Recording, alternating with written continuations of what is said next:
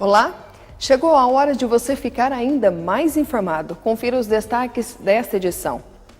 Bufês e escolas particulares da nossa região garantem um final de férias com muita diversão e descanso para a criançada. Conheça um lugar em Campos do Jordão que mistura o aconchego das belas paisagens com a aventura. Mais de 200 mil empregadores têm pendências com FGTS. Projeto de leitura elaborado por Pindamonhangabense tem sido compartilhado por pessoas do Brasil inteiro. E veja também. Nosso tema hoje é muito sensível, principalmente para as pessoas que já perderam parentes, que têm aí a esperança de encontrar alguém que desapareceu, que sumiu, tanto por momentos difíceis de política, de sequestro, como também da situação como essa da brasileira que desapareceu no mar da Itália lá, fazendo um cruzeiro, ninguém sabe onde está o corpo, parece que agora acharam lá alguém que pode ter sido ela. E também das pessoas que são ausentes dentro de casa, aquelas que têm lá seus processos de demência, seus processos de Alzheimer.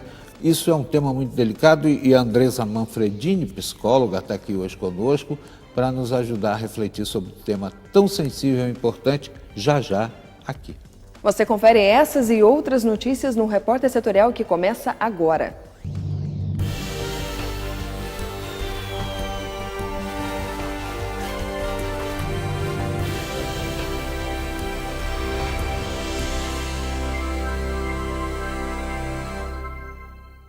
Seja muito bem-vindo, este é o Repórter Setorial, na TV digital e também na web.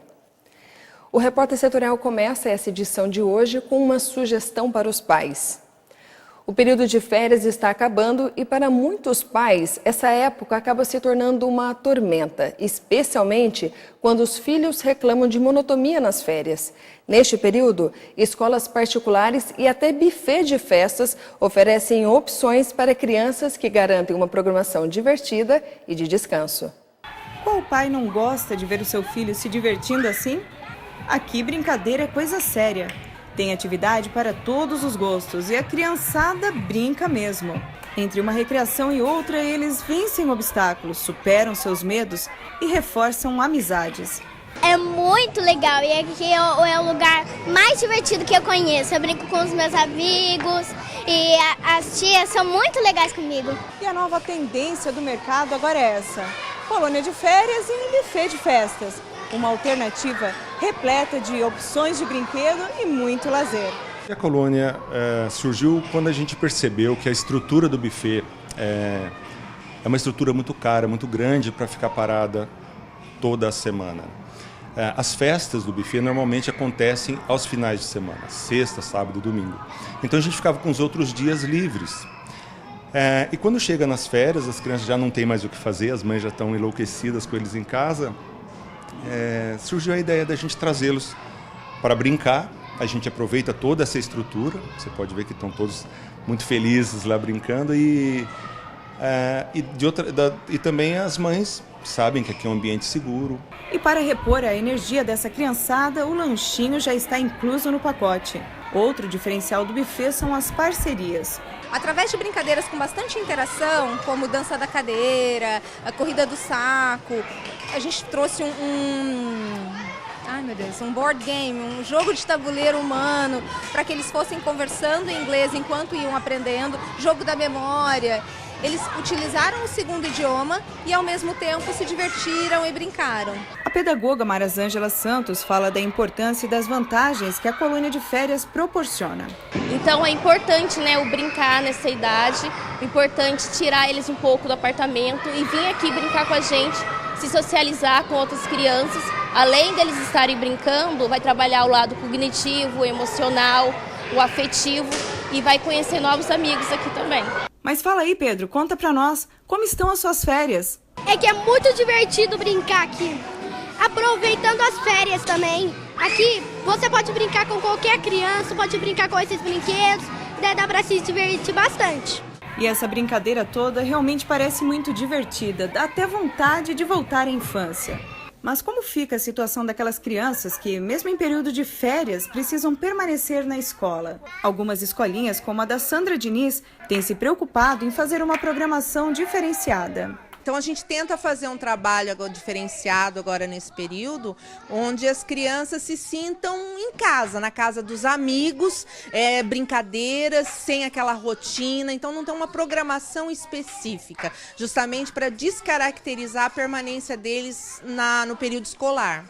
E para quebrar a rotina das atividades escolares, alunos da educação infantil passam suas férias num clima mais familiar. Quem tem soninho, dorme, quer assistir uma TV, assiste, quer brincar de atividades diversas, quer fazer um desenho. Então, nada é imposto para a criança. É tudo conversado, é tudo explorado. As crianças elas têm mais essa parte mesmo diferenciada do dia a dia de uma escola. Seja na escola, em casa ou em uma colônia de férias. O importante é se desligar e se divertir.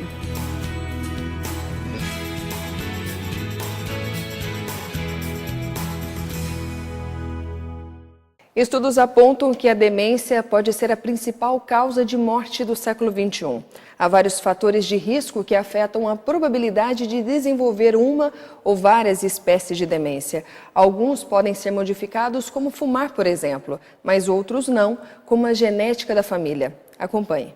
De acordo com estudos publicados em um periódico científico, 1 em cada 3 casos de demência poderia ter sido evitado se as pessoas cuidassem melhor do cérebro. No mundo, cerca de 47 milhões de pessoas sofrem com a doença e a expectativa é que esse número alcance mais de 130 milhões em 2050. Um dos autores do estudo afirmou que, apesar do diagnóstico acontecer normalmente na terceira idade, as alterações do cérebro começam anos antes. Portanto, é importante estar atento aos cuidados independente da idade. A pesquisa, que foi apresentada na Conferência da Associação Internacional de Alzheimer em Londres, apontou 9 fatores do estilo de vida que aumentam os riscos para o aparecimento da doença. A perda da audição na meia-idade contribui 9%, a não conclusão do ensino médio, 8%. O fumo, 5%. A depressão, 4%. O sedentarismo, 3%. O isolamento social e pressão alta, 2%. E obesidade e diabetes aumentam os riscos em 1%. Todas as causas evitáveis são apontadas pelos estudiosos como responsáveis por 35% dos registros de Alzheimer, enquanto os outros 65% representam fatores que não podem ser evitados pelo paciente. Além disso, o estudo alerta que a demência pode ser a principal causa de morte do século XXI. Depois de aprovada a reforma trabalhista, o governo Temer volta a se concentrar na reforma da Previdência. O presidente da Câmara dos Deputados, Rodrigo Maia, disse que vai colocar a reforma na pauta depois que a Casa votar se aceita ou não a denúncia contra o presidente da República. Aprovada na comissão, a reforma já pode ser votada em plenário.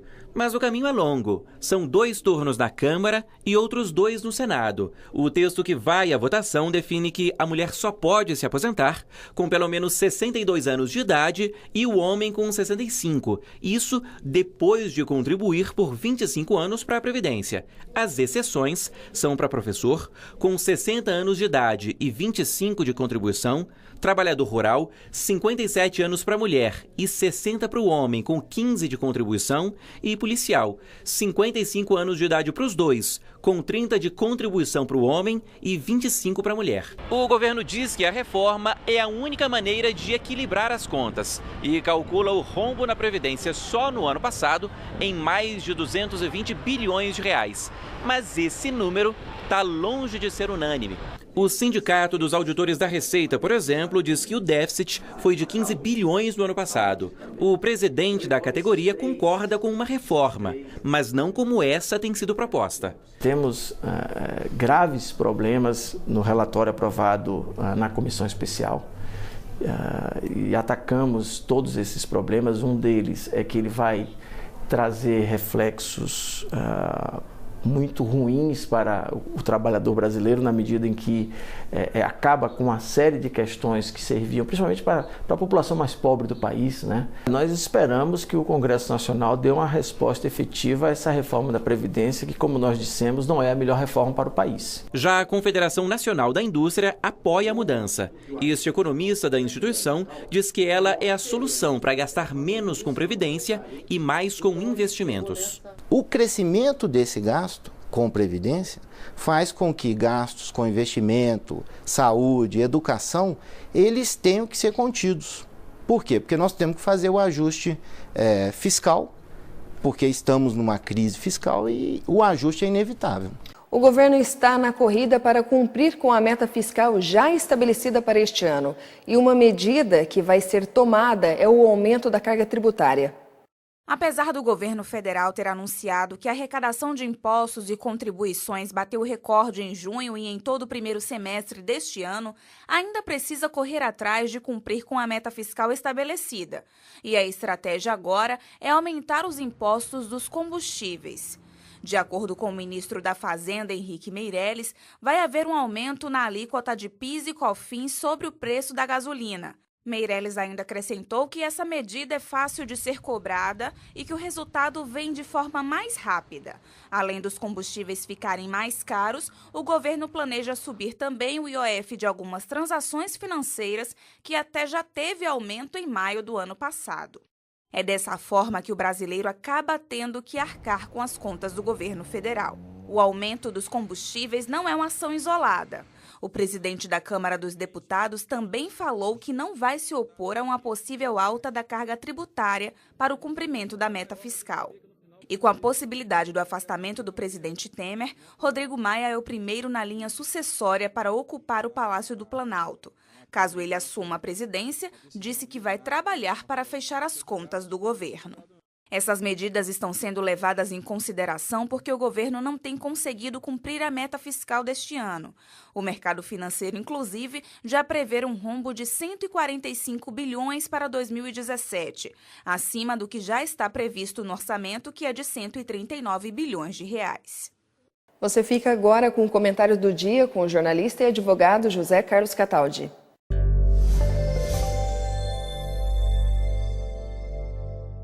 Amigos, enfim, vem de Brasília a boa notícia. O governo federal vai abrir um plano de demissão voluntária para o serviço público e, com isso, espera fazer uma grande economia.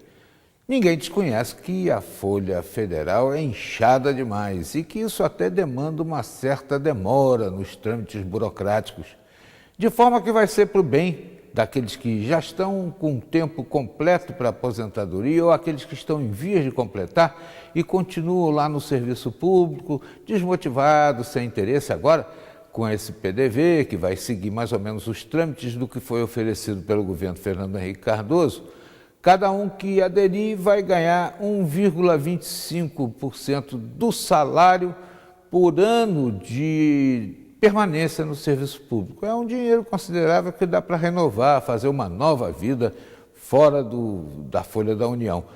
E vai interessar também para o país e para todos nós, enfim, um serviço público mais enxuto e com uma economia anual estimada em R$1 bilhão.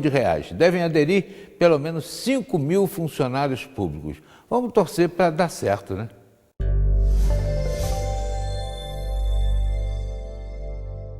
E no próximo bloco você vai conhecer um projeto de um pindamonhangabense que tem como objetivo compartilhar livros em locais públicos. É no próximo bloco, continue conosco.